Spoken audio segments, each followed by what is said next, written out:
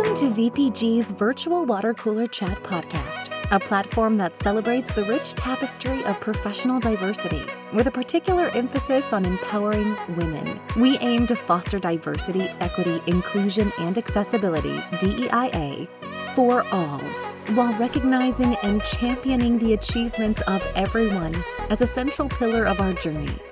In our conversations, we explore a wide spectrum of backgrounds, experiences, and perspectives, creating a vibrant mosaic that enriches our collective understanding and strengthens our commitment to diversity and empowerment. Today, we had the pleasure of chatting with Franklin Chu on Virtual Water Cooler Chat.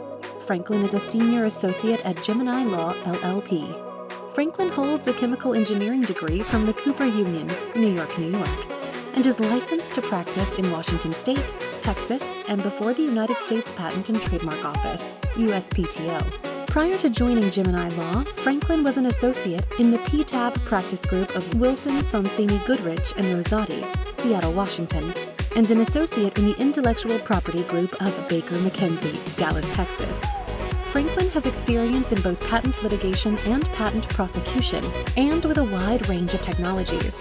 Franklin is conversational in Mandarin Chinese and Taiwanese. On the weekends, he enjoys exploring various hikes in the PNW area. Let's get started.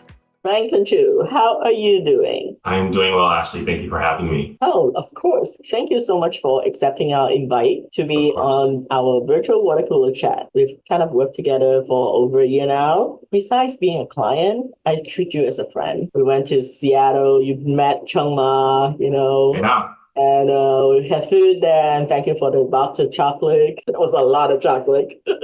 Can we start by having you tell us who is Franklin Chu? Sure. Well, right now I am a patent lawyer. I'm an associate at Gemini Law. I'm based out of Seattle. I do a mix of patent prosecution, which is the process of applying for and securing a patent, a mix of patent prosecution as well as PTAB litigation, which is patent litigation before the patent office. Growing up, so I was born in Houston. My father was a diplomat for Taiwan. When he was stationed in Houston, I was born, and then when I was 2 months old, the family moved to Denmark. When I was 1 year old, we moved back to Taiwan, Taipei. So I did elementary school of first grade through fourth grade in Taipei. And then we moved to New York, Long Island, New York, where I did fourth grade through ninth grade in Long Island, New York. Then we moved back to Taiwan to Hsinchu, where I did 2 years. I did sophomore and junior year of high school there. And then senior year of high school, we moved to Germany. So I went to school for a year in Germany where I graduated high school. Then I went to college in New York, went to law school in Atlanta. And then out of law school, my first job was Baker McKenzie in Texas, then hired by Wilson Sonsini in the Seattle office where I'm based now, and kind of through meeting certain people, ended up at Gemini Law. And that's also how we met shortly after. So I've caught you up to speed. Well, how many languages do you speak? Not as many as I would like, really just English. I speak some Chinese and a little bit of Taiwanese. And then I've taken some classes in German and Spanish, but I wouldn't really consider those to be, in my toolkit of languages. I see. Do you speak Cantonese too? No, unfortunately, as you know, unfortunately not. So I know it well enough just so I recognize that somebody's speaking Cantonese, but not enough to understand. So I see. Can you give us 3 words that best describe Franklin? I would say not one word, but I think accepting change. I feel like since, a very young age, a lot of these moves that I described were very sudden, at least to me. I think maybe from my parents' perspective, they kind of knew it was coming. But when I was growing up, they didn't want to let us know until things were certain. And oftentimes by the time it was certain, it was like, hey, by the way, you're moving to New York next week. You're moving to Germany for your senior year of high school. There was the sense of a bit of uncertainty, but kind of having to go with the flow and kind of make the best of it. So that's one. I think a second word, perseverance, which I think kind of goes hand in hand, working hard and kind of persevering through some difficult times. A third word I would say is just luck. I think nowadays we like to put people's stories in buckets. This person is a self-made person and they worked hard and that's how they achieved everything that they have today. I think I worked really hard, but I got also very lucky. Like I met the right people at the right time, the right people vouched for me, or the right people gave me the right opportunities. I think there's an interplay where you can work really hard, but also have people help you. And I don't think having some people help you undercuts your own hard work. I think there's a tendency when we present people or talk about our own narratives to say, well, no, I was self-made and nobody helped me, which it certainly wasn't the case for me. I worked hard, but I had a lot of people helping me along the way. This is really intriguing because you moved so many times. Now, when you were a baby, 2 months old, you have no saying in this. Yeah. You have no say in this. Well, I think most two months old don't have a say in anything, but I see what you mean. Right, but they wouldn't recognize that. I see what you mean. No, I get your point. Well, I'm thinking like when I left Hong Kong, that process was kind of interesting because I was like 12, 13 years old. I didn't want to leave. I was like, I don't speak the language. What am I going to do there? I don't want to leave my friends because at that age, your friends are everything more important than your family, actually, Sure. But why are you making me do this? My friends then, they had to take time off from school to take us to the airport. At that time, it was like Pan Am was still a thing. That's how we came to the United States. So I thought that was interesting. And just like you, in terms of the number of changes, I had to change 3 different high schools before I finally graduated because my parents moved a lot and my parents were not like college graduated.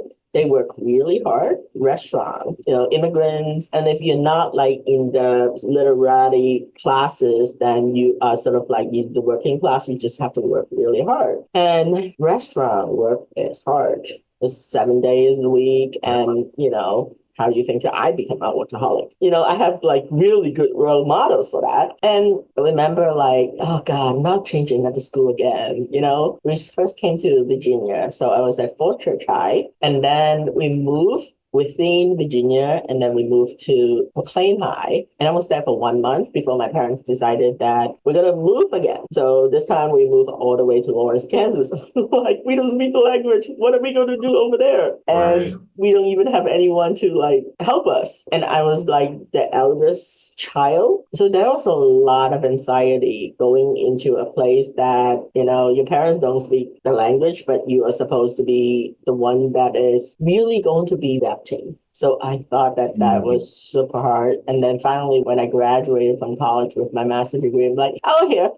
So because political science, you're not going to do a whole lot in Kansas, I don't think. So I thought that I was going to move back to the East Coast. And I've been here ever since then. So kind of came back to where it was. That's what reminded me when you started talking about like all the exciting countries, except that I'm just moving from one state to another, not as glorious as yours. I think your perseverance, it almost reminds me of what Angela Duckworth talked about, grit, and just work hard. I mean, you just have to get it done. But do you think that grit part of your background has any impact on your current passion on your profession as a patent attorney? I mean, I think so, in the sense of maybe just the legal industry in general is very intense. I'm trying to find a polite term. It can be very intense or very type A and very aggressive. It's certainly filled with a lot of high achievers. I look at the people I've worked with, not just currently, but all my career, just like really incredible people who are at the top of their field, right? Like whatever they do, prosecution, litigation, patent law, or transactional, corporate, whatever. I feel like I've worked with just incredibly skilled and accomplished people. I guess the grit or the perseverance kind of helps with that. I kind of think back to when I was in law school. So I went to law school 2009 and the market had just crashed. I remember going to law school and usually orientation is supposed to be the big celebration of hey, you're in law school now. This is this new exciting chapter of your life. I went to law school and everybody, like the 3 Ls that I met, had all just had their offers rescinded. It was not like a cheery, like, yay, law school. It was like, hopefully by the time you graduate, the market's better. So there was a sense of the market's going to be really tough. It's going to be a bit cutthroat. I went to Emory Law. I haven't checked their rankings recently. It's a good school, but it's not Harvard or Yale or Stanford, right? Like, I don't think that's not me speaking ill of Emory. It's just the reality is it's not the top 10 or top 14 schools. So there was just this sense that your big law firms, they might take one person from your school. And to be that one person took a lot of perseverance or grit, as you would say. I hate to say this is very stereotypical. Yeah. Your typical Asian Americans, a lot of them especially with the model minority myth, is like go to Harvard, go to Yale, Princeton, and all those top schools that the parents may actually drive you there. Some of the interview that we had was with people that was like they might be like tiger moms or that drive them a certain particular expectation. And my parents, because they are not college educated, I'm very lucky that they did not try to influence me too much because they didn't know how. If they do, I'm pretty sure they will try to influence me in that sense. But I have heard I've seen friends that basically the parents just work harder and go to the top school, and then that way you will have your income, your job security, and then you bring, sort of you give the family, a tremendous amount of 面子, that type of thing. How do you feel about that? Yes and no. To your question of, was that kind of part of my story? I went to study engineering. So my uncle, I think, was an electrical engineer, and immigrant really isn't quite the right word since my dad was moving around so much, but, they knew of other people. Like the traditional story they understood was immigrants who come here and the most job security is engineer, I think, in their mind. Going into law was not really on the radar. I think things like finance or legal profession seemed very out of reach or sort of a different world. And maybe my parents didn't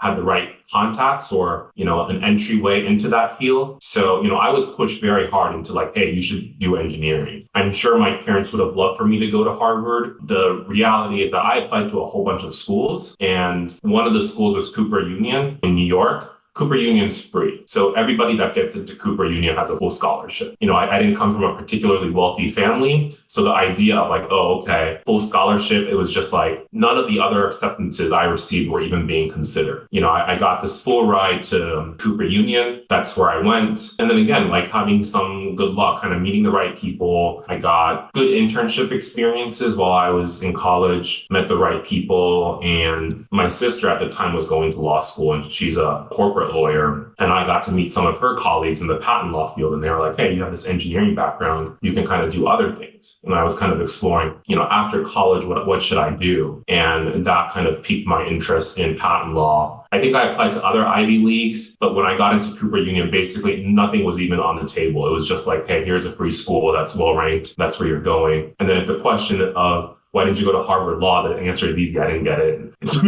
To be perfectly honest, of all the schools I applied to, I went to the highest ranking school that had appreciable patent law program. I feel sometimes there's that sounds bad. Oh, well, you didn't consider the region or what the campus looks like. No, I get that, law is a very kind of a realistic and 现实, it's very rankings are important in the law industry. And so I went to the top school that had a good patent law program.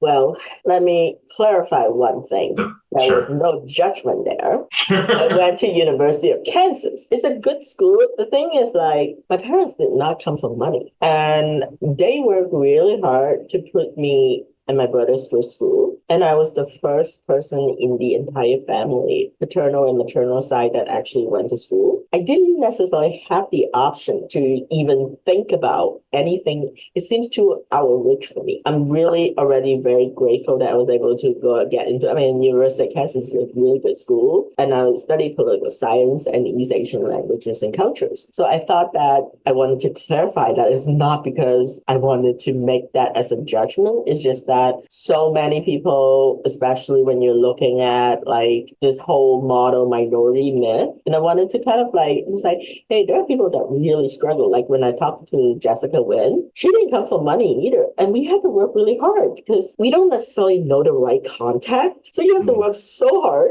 to let people recognize you, and then you have to stand out, not because of your family connection. And the other day I was saying something to my friend, I was like, I think I'm a workaholic. It's just like, you think? I was like, yeah. I mean, but the thing is, like, if you know growing up, this is how you were given the opportunity. It would be really wrong if you don't take it, you know? Sure. Yeah. Of course, it has something to do with it. I mean, I think that I was very lucky too. One thing that I really liked talking to you, even when we were like, in the interactions, is that I never knew that about you. I always sort of assumed that, oh, his father is a diplomat. He must be coming from like a fluent family. And then you work at Baker McKinsey, and that is a huge firm. You work at some top-notch, top-tier firms. So that's sort of like, never assume. I'm really glad that we had this chat because I didn't know that about you. Yeah, but to your point of like, working at Baker McKinsey or some of these top firms, there's the hard work that I put in, but the hard work alone would not have gotten me those opportunities. So I interned at the Baker McKinsey office of Taipei when I was in law school. And part of the reason I did that, or I reached out to the Taipei office, was at the time, a lot of the US firms weren't even hired. So I thought, okay, I guess the grit comes in of like, okay, well, US firms aren't hiring. How do I like set myself up for after graduation? And my Chinese is okay. I would be an awful like practicing Chinese attorney. If you gave me a Chinese contract, I think I might cry, right? So, but I thought, okay, if I can't have a summer associate position on my CV, are there U.S. law firms, like U.S. recognized firms in Taiwan that I could intern at? And when I interviewed the managing partner, I think he said, like, Franklin, we'd love to have you come, but there's 4 things you need to understand. I think it was 3 or 4 things. 1, we will not be sending you to like Beyonce concerts. He said, I don't know what summer associates do in US. My understanding is that there's a lot of parties and a lot of concerts. You will not be going to concerts. So that's 1. 2, I know that summer associates in the US get paid like thousands a week because summer associates usually get paid as a first year. And the partner said, I just want you to understand, we would pay you as an intern,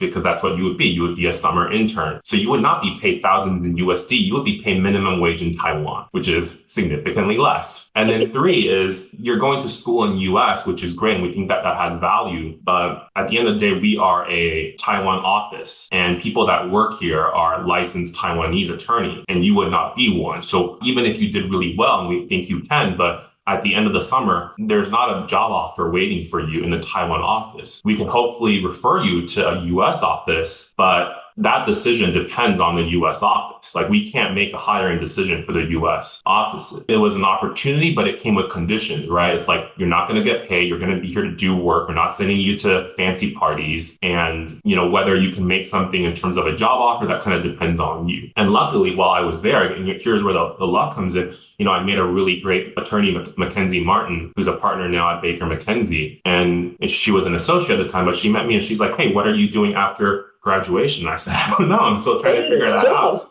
Right. And she was the one that referred to me. So there's a bit of luck there of like meeting the right people and getting the right opportunities to work at, a really good firm like Baker McKenzie, in a really, like, the Dallas office is one of their most active or busiest offices for IP work. So that was really fortunate. So, there's the perseverance, but also the luck. So here's the thing. When I hear about this story, thank you so much for sharing. What is really interesting is that when you were at law school, you cannot be that old at that point. And a partner that basically, first of all, there's a cultural perspective here. I don't think a US partner will be talking to you in that particular way. It's very like old school Chinese or Asian, that basically, I am going to set you straight. Right? And then it's like, if you're like young, you could do one of the 2 ways. One is like, I'm going to blow this popsicle stand. Or I could just really take this in and figure out exactly what I can improve. What was going through your mind at that time? Do you remember?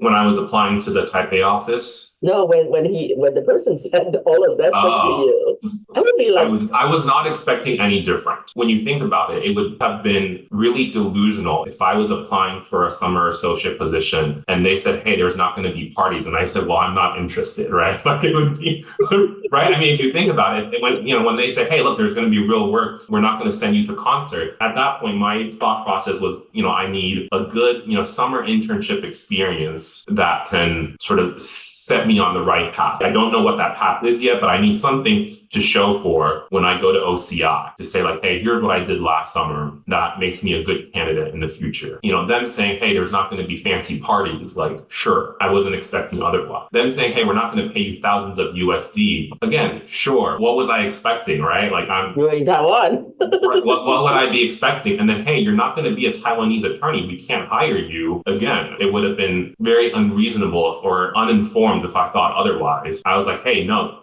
totally understood. I'm completely on board. Any specific aha moment from the top tier firms then now going to a boutique firm like Gemini? Really good because the attorneys there are amazing. Are there any reason that sort of like, I'm going to try something different? Yeah. So I guess this is a good chance for me to shout out some of the partners at Gemini. So Robert Stravinsky, Laura Green, with Laura, the former PTAB judge that I worked with at Wilson. Going back to, when I said I've worked with some incredible people or incredibly capable people. I think at big law firms, you have a lot of different people. There are a lot of different personalities. To be perfectly honest, sometimes some of those personalities are a little hard to work with. And I have discovered in my time that there's going to be challenges in your work. Whenever a challenge arises, if you are working with the right people that you get along with, all those challenges can be overcome. It's a difficult case, or the client's being difficult, or opposing counsel's being difficult. If you are working with people that you get along with, easy. There is not going to be an added stress of, how do we get through this? I know we will overcome it. The reverse is true. You can be working on a very enjoyable project, and if you are not getting along with your colleagues, or if your team members aren't supportive or collaborative, everything in that, what should be a very good experience, is sour.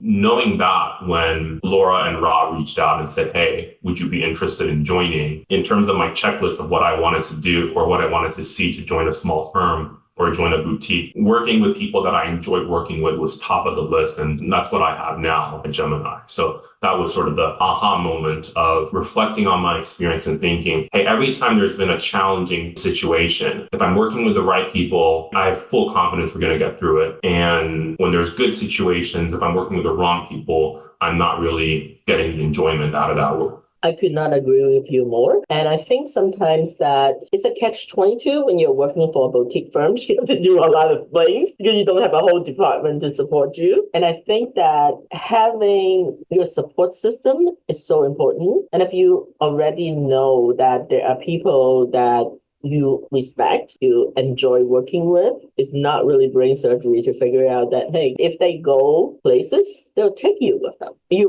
will enjoy that journey much more. For me, when I first started my company, it's almost 5 years. January, it will be 5 years. Congratulations. That's, yeah. I mean, that's the statistics, right? It's like, okay, haven't closed down yet. Gotta think positive.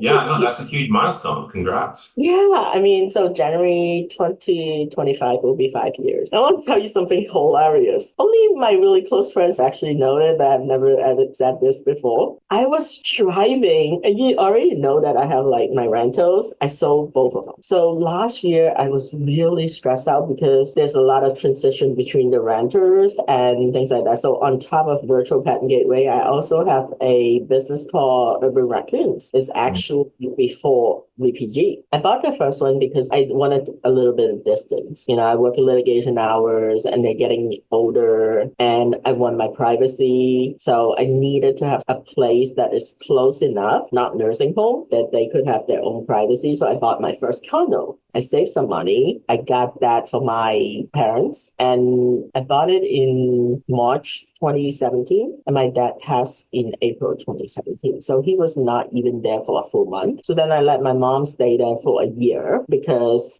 she's traditional Chinese woman. You met my mom. She's like really optimistic when it's in Sure. front of other people, Okay. but I get to hear everything else. Also, I'm very into women empowerment, and she did not have that because my dad was very traditional Chinese man. She didn't have a lot of control over her life. So one of the things that I really thought about after my dad passed, I could have easily just take mom back into my house because I have enough space, but I wanted her to have some time not to be sort of controlled by me or anyone, and she have some independent discretion. Yeah. I figured that I could afford to do that for a year. The reason why it's urban raccoons is because there's a Hong Kong real estate tycoon. His name is Li Ka-shing. He's like really, really good. He's probably in his 90s now. So people, when I bought like properties before, they keep saying that you are one of the tycoons. I'm like, no, look at my dark circle under my eye. I'm more like raccoons.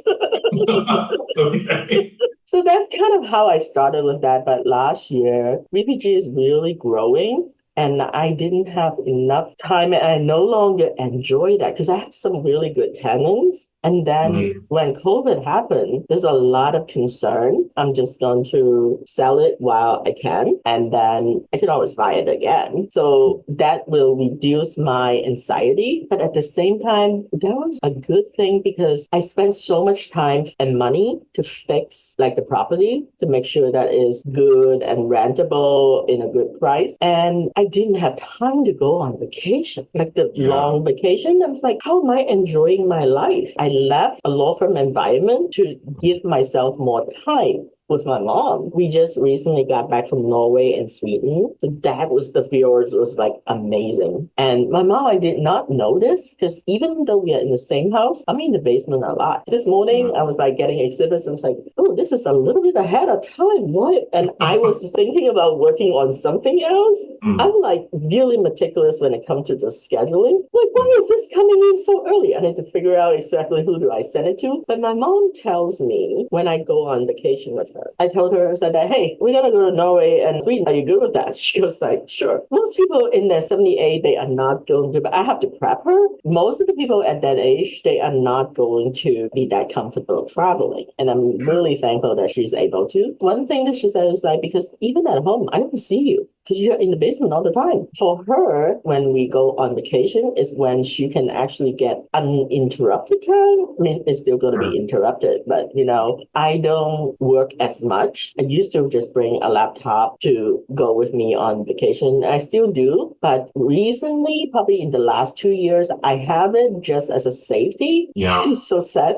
This is as a safety, but I barely even open it. So I think I could just sort of like win that out eventually. So that I think that would be good. How do you think your journey in your profession impacted you as a person? It's a broad question, but so here is my take is I think patent law is very niche. Looking back, I feel like, I did chemical engineering. So I was engineering, then I went to law school and now I'm doing patent law. And a lot of my work is with PTAB. As important as I think PTAB practices, it's a very thin sliver of life, right? Knowing that, I get very excited when I get the chance to talk to people in different industries. On a day-to-day basis, my colleagues are all patent lawyers. Even at the big firm, most people are IP lawyers or, other, IP adjacent lawyers. I'm based in Seattle where a lot of people are tech workers or software programmers. I just find it so interesting when I have the chance to talk to people in different industries and hear about their jargon and hear about like the different pressures or the different dynamics in their industries. I find that very fun because I know that I'm kind of living in a tiny bubble. That is the perfect segue to go into diversity, equity, inclusion, and accessibility. What is your POV, point of view? I learned that from the Gen Zers. So diversity and inclusion, for me, it's, in the law industry. I think it's the hope that the lawyers or I include, patent agents, paralegals, what have you, should reflect the clientele or the society that we're serving, right? It should be a reflection of that. And if it is a reflection of that society, we can better relate to the concerns and the issues that our clients have. I think it's still a work in progress. I think a lot of firms are trying to be better about diversity and inclusion supervision. I wouldn't say we're perfect at it yet, otherwise it wouldn't be such a talked about issue. But I'm glad that, it's such a important topic and that people are trying to improve. I think that perfection does not exist. We can always strive for better. So the virtual water cooler chat last year, the theme was on women empowerment. And I was actually thinking about this because I had people that talk about, why are you not interviewing men? Why are you not doing this? You cannot please everyone. So the only thing that I have to consider when I am thinking about the theme at the turn of the year was that, am I doing my best to increase representation? And I think if I have done that,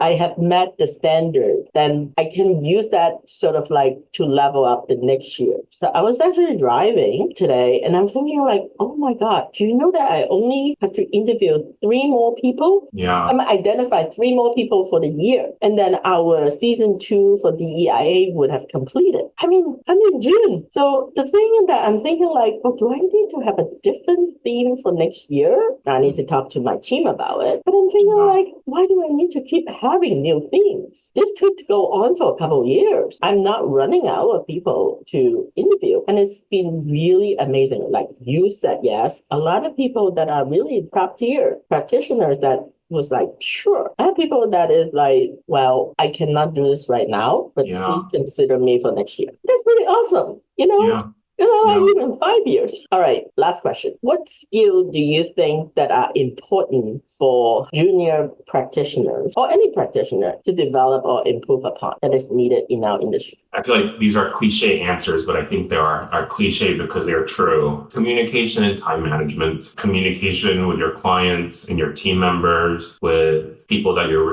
more senior people that you're receiving instructions from, and communicating instructions to more junior team members. So I think that's very important. And time management, you're going to get pulled in a lot of different directions and you need to figure out how to balance, what all the priorities are in work and outside work, right? I feel like we try to say work-life balance is kind of a buzzword, but there needs to be a balance because oftentimes they kind of blur. Your day isn't cut up into purely work and purely life. How do you prioritize the different tasks in work and life? So it was really interesting, that saying like work hard, play hard. There's an author by the name Simon Sinek, talks a lot about optimism, infinite mindset. He wrote the book Start With Why. I listen to his podcast all the time. It's a bit of about optimism. I think that's what it is. I think during some of the podcasts he was talking about when people say work hard, play hard, he disagreed. He said that work smart, play always. Okay. That's kind of an interesting flip on that. One of the best thing that I have actually had been able to do is that I really like reading. But when I was in a firm environment, when I was seriously in litigation before I started BPG, I didn't have time to read because I barely had time to finish work. Yeah. And then between like trying to have a life, most people are like, you don't have a life, you just work. And I disagree, but I think now people still see me as a workaholic just because I'm doing a lot. And the thing is, if I enjoy some of the stuff that I really do, that's work that I have to do because that's the bread and butter. It pays for BPG, it pays for my team. That's important. But if I enjoy it, I don't think that I need to justify to anyone. And I do have to balance it a little bit, but then between work and not always, especially when my mom lives with me, I do have to sort of consider her. For example, she would want to go to her exercise class but she doesn't want to inconvenience me. I'm like Uber. If I get consumed by all my work, then she would be very hesitant to ask me. So I would have to ask her, I was like, what time is your class today? And then so like 5 p.m., she goes, I have a 6:15 to 7:15 today. And now I'm like, okay, I'll take you at 5. That part, as BPG is getting more recognized in the field, that more people, and I think that it's really important. You run a business because you want to do well. Like you said earlier, in our industry, I am a super type A person and I am not a relaxed person. I have actually, like some of my team members would tell me before that, it's like, hey, you don't know how to chill. I'm like, no, I really don't. I go to massage, people tell me to really please relax. like, no, that's not in my vocabulary. It's really like I'm working on it. I even have to work on relaxing. I think that like I love traveling. What do you do to sort of like relax? I guess recently also traveling, I went a very long time without going back to Taiwan, just, with work being very demanding. And I guess in my mind, I always thought like, hey, when I go back to Taiwan, I want to have a little bit more time to spend there. I don't want it to be, a day, or I don't want it to be, because there's a work thing and I get one afternoon to do one thing. I really wanted to kind of just bathe in the culture and, the city and just feel like I'm back in Taiwan. And again, I'll kind of a shout out to Gemini with being a bit more flexible on and accommodating for different attorney schedules. Joining Gemini gave me the freedom to do that. When I said, hey, I wanted to take 2 weeks off, which would have been unheard of in the more standard big law structure, where I said, hey, I'm going to take 2 weeks off. I did a week in Taiwan, a week in Japan, where I'd never been. Before this year, I'd never been to Japan. I took 2 weeks off. Kind of like you, I brought my laptop with me. I think I ended up doing one call with a client. That was it. I would check in on my team members and they would say, why are you calling me? Like, aren't you? Yeah, exactly. Why are you calling me? Like, is everything okay? Like, why are you calling me? Where are you now? What time is it there? I'm like, oh, it's like 9:00 in the morning. I'm in my hotel. Like, okay, are you going to go out? Like, why are you calling me at 9 in the morning? Yeah, I feel like that's been fun. Traveling, had the chance to go to Korea just last month and also visit Taiwan again. And, I guess on the theme of diversity, a lot of immigrants or, this first or second generation, depending on how you count it, we sort of have two worlds that are accessible to us, right? Like US and wherever else. And I have found it very gratifying to kind of have the time to go back and reconnect with that part of me. Are your parents in Taiwan right now, or are they like in other parts of My dad is in Taiwan and my mom is in New York, and sometimes they go back and forth. I see. Well, look at the time. You didn't think that it has gone so fast, right? I really appreciate it. I mean, I learned so much about you. And I think that you learned a couple of things. I am actually thinking about my November or December trip. And where are you headed? This is not confirmed, but I am toying with the idea of going to Greece, but stopping by London, because I have friends that actually there that I met through VPG. We were actually supposed to meet in Sweden. We're in the same country and passing each other. Very exciting. Yeah, so it's just been really amazing. And one of my clients said to me, he was like, I don't even know when you have time to do your work. I said, I'm going to have to take a break. I also have that question. How do you find the time to do everything, actually? And this is the part that I really love. And she come out, and this is an attorney. So she said to me in a very straight face, she's one of my podcast guests before, also a client. So you are taking a sabbatical from your extracurricular activities. I said, yes. I love that. How do I find time? I mean, I have to give shout out to my clients. Most of my clients, I'm very picky these days about who I work with, just because once I said yes, I know that I'm the type of person that I just have to get it done. And that just put on so much on me and my team. So right now, BPG clients are very understanding. It's like, hey, I'm going to go to Norway, is waiting for this. I'll do whatever is before, after, and whatever. But I might not have internet, so I'm not going to do that stuff. I actually work really fast. And I did not really realize that. My mom said that growing up, that my dad said, oh, all three kids are working fast, just like my mom. My mom, like, really, really fast. She's very efficient. My dad is not as efficient. In that sense, I was like, oh, I'm done. Right now, I'm training some younger team members that actually trying to either go to law school, wanted to be paralegal, or people that just want to, like, get some money, because it's hard out there. There's a lot of people that don't have jobs. And I never really thought about the noble part of this is that you're putting food on people's table and also helping them to gain some skills. And so the part that I really enjoy that give me a lot of fulfillment besides actually finishing deadlines is to basically have the opportunity to coach my team and then have them reverse coach me. And also being willing to take the feedback. Sometimes I don't like it, but sometimes I also have to give them very critical feedback that I think that will help them in the long run, whether they like it or not. That's the part that is really, I think, is fulfilling. You're leaving a legacy. At the end of the day, yes, I filed like 5 IPRs, then it's just making someone richer. But if I am like making impact to especially the younger generation when they didn't have that someone to be honest with them and say, hey, listen, if you don't, just like the partner in Taiwan that said something ain't like this, he didn't have to say that. So he could just let you find out. But sometimes it was like, what, am I not getting USD? Right.